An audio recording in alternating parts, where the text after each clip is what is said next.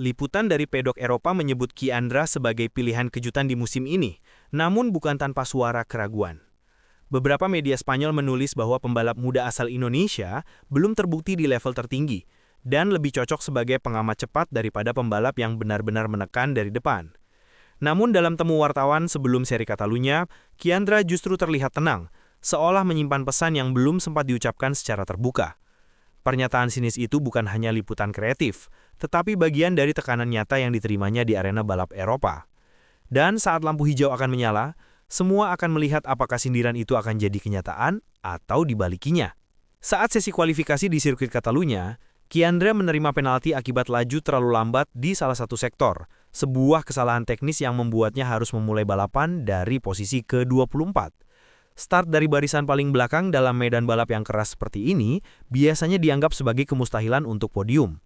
Laporan lintasan menunjukkan bahwa sejumlah pembalap muda gugur lebih awal karena tekanan fisik dan strategis. Tapi Kiandra terpantau tetap tenang di pedok, tidak panik, dan langsung mempersiapkan strategi ofensif. Audiens pun mulai bertanya, apakah posisi paling akhir malah jadi keunggulan? Karena dari situ cerita sesungguhnya akan dimulai. Dengan lampu start menyala, Kiandra melesat meninggalkan skenario tidak mungkin. Ia menyalip satu persatu pesaingnya di jalur yang sempit, memanfaatkan kesalahan lawan dan kondisi trek yang berubah-ubah karena cuaca. Di pertengahan balapan, liputan menyebut ia sudah menembus kelompok 10 besar setelah beberapa lap, sebuah lompatan cepat yang mengagetkan banyak pihak. Sebagian analisis menyebut teknik slipstream dan agresivitasnya sebagai kunci, tapi di lap-lap itu juga muncul suara dari pedek Eropa. Apakah ini hanya keberuntungan? Sementara itu, Kiandra terfokus, dan saat ia mulai mendekat papan atas, sense of urgency meningkat. Memasuki 4 lap terakhir, situasi berubah menjadi pertarungan gladiator. Riak sorakan dari tribun, fokus kamera ke Kiandra dan Carlos Cano, juara bertahan yang dikenal sulit ditaklukkan di seri Eropa. Laporan highlight menyebut, Cano sempat memimpin di lap terakhir, tetapi Kiandra terus menempel, mengintai celah. Di tikungan terakhir dan trek lurus menuju garis finish, manuver slipstream jadi momen penentu. Dengan selisih waktu hanya 0,007 detik, Kiandra merebut kemenangan. Sorotan pun beralih dari apakah ia bisa menang ke bagaimana ia menang. Setelah hasil resmi dirilis, media Eropa ramai memberitakan kemenangan miracle comeback dari posisi ke-24 ke juara. Sudah bukan hanya tentang pembalap muda Asia yang ikut, tetapi tentang anak muda Indonesia yang mengubah persepsi. Beberapa artikel mengkritik bahwa ia hanya beruntung mendapatkan kondisi lawan tertinggal, sementara lainnya mengakui bahwa ia menunjukkan performa yang pantas juara. Di media sosial, tagar dan komentar meluas, bukan hanya dari Indonesia, tetapi juga dari komunitas balap Eropa.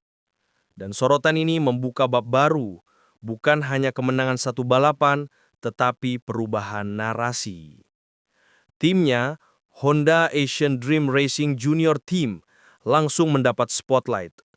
Organisasi induk balap nasional Ikatan Motor Indonesia IMI menyebut hasil ini sebagai bukti bahwa talenta lokal mampu bersaing di level global. Liputan 6, sponsorship dan perhatian juga melonjak.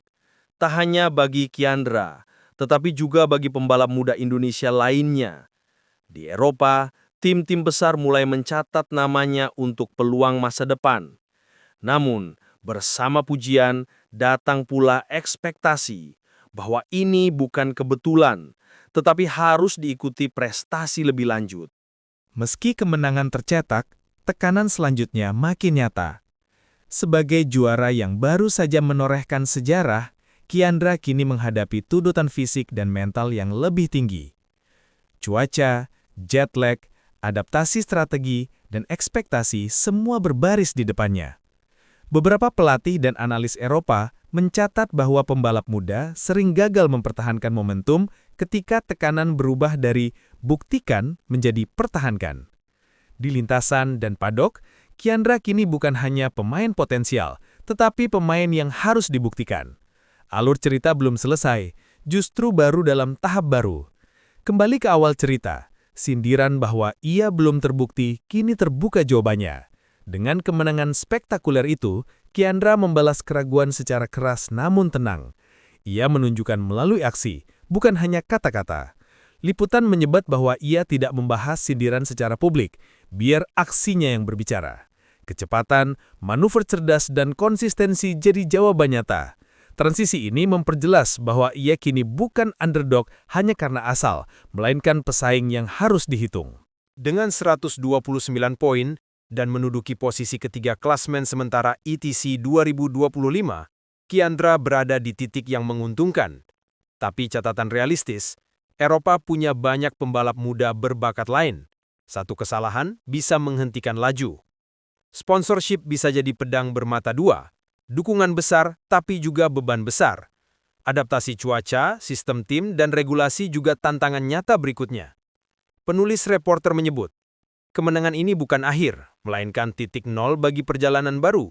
Dan publik pun mulai menunggu, apakah ia bisa naik ke level yang lebih tinggi, atau hanya sesaat jadi kejutan musim ini. Dari start ke-24 ke juara dengan selisih 0,007 detik, kisah Kiandra menyentuh lebih dari kecepatan motor. Ini soal tekad, adaptasi, dan menulis ulang narasi. Liputan Gerita menutup dengan catatan bahwa kemenangan ini bukan hanya untuk satu remaja Indonesia, tapi untuk banyak yang pernah merasa diabaikan. Di pedok Eropa, nama Kiandra mulai dirujuk sebagai jawaban Asia dalam kancah balap junior dunia. Dan bagi Indonesia, ini bukan sekedar medali, ini pesan bahwa talenta bisa bersuara di lintasan global. Sekarang semua mata tertuju, bukan pada apakah ia menang lagi, tapi bagaimana ia akan menang selanjutnya.